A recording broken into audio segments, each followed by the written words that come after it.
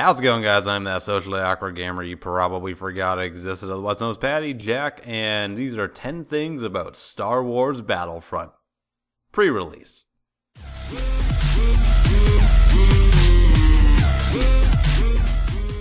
I was originally going to do a hope or note for this, but it hasn't really been enough time to get all the comments in from the last one, so I just kind of reformatted it into 10 good and bad things about the game. So as always, let's start off with the good. Now keep in mind, every point here is completely pre-release and these are all opinion based.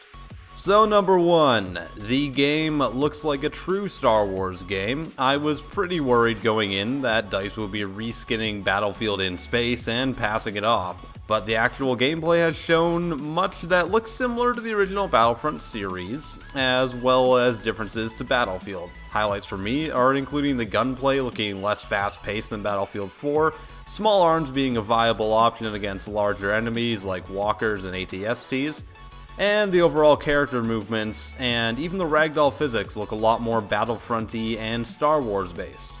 Number 2, the sound quality is superb. This has always been a high point of DICE, and while I still consider Bad Company 2 to be the pinnacle of their sound design, the recent games definitely haven't disappointed in this regard. Sound is obviously a huge part of creating a fantastic Star Wars universe, and I want to feel like I'm in the movies, and this seems to pull it off completely. The graphical design is superb. Whether or not this is the case on all systems or on release in the future is another story, but I'm confident that the Frostbite engine can handle and withstand these graphics, so when it really comes down to is optimization and the time that the developer is given to make sure the game runs smoothly and has these absolutely stellar looks.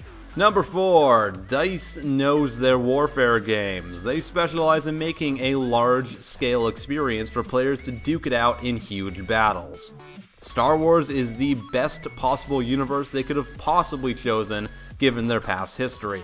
I'm quite confident that DICE can make an exciting large-scale Star Wars assault. And number 5, they have announced new modes for the game including co-op battles, hero battles, and trials. What exactly those are is a mystery, but I welcome any new content that the game has to offer.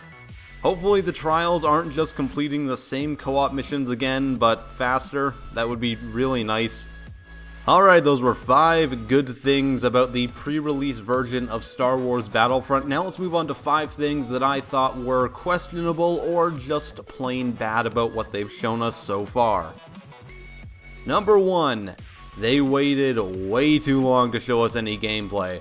After the absolute PR disaster that happened a few months ago when they released the gameplay, which wasn't actually representative of the product, people were getting worried.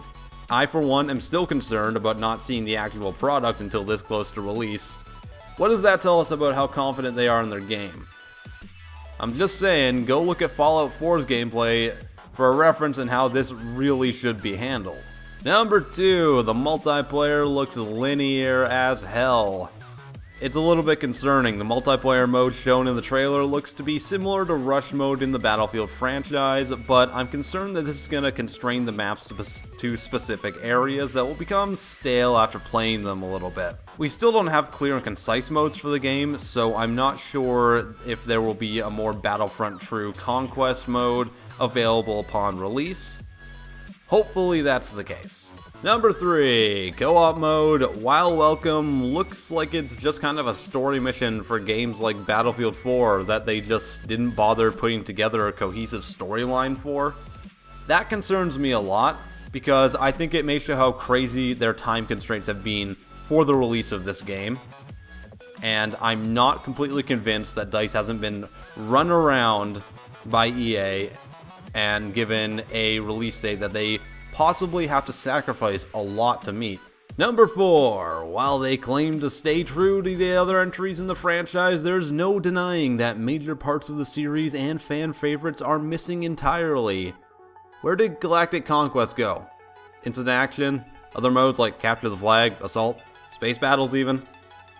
These all should have been improved on rather than removed entirely. This really hurts the staying power and the monetary value of the game in my opinion, as there just isn't as much to do as there were in previous entries that came out 10 plus years ago. And finally, map variety is going to be a huge issue in the game, hands down. With only Celeste, Endor, Hoth, and Tatooine confirmed, they've completely formed around the constraints of every environment we've seen in other multiplayer shooters. There's a desert, snow, forest, and industrial setting, but the Star Wars universe has so much more it can offer. Why didn't we get the lush, floral flower forests of Felucia? Where is that Death Star map? What about the streets of Coruscant or the underground of Nar Shaddaa? It all seems like it could have been so much more if the developers had time, and I'm very concerned that the content will not be sufficient upon release, and I'm absolutely not willing to pay for extra content because the publisher didn't want to wait an extra year to enhance the experience. So those are 10 things about Star Wars Battlefront pre-release in E3 2015. Do you have other things to add? Do you want to correct me on something? Please let me know down in the comments, and please be respectful to everyone else, including myself. Don't yell at each other like a 4th grader, no one wants to hear that. I am PattyJack, and I will see you guys next time.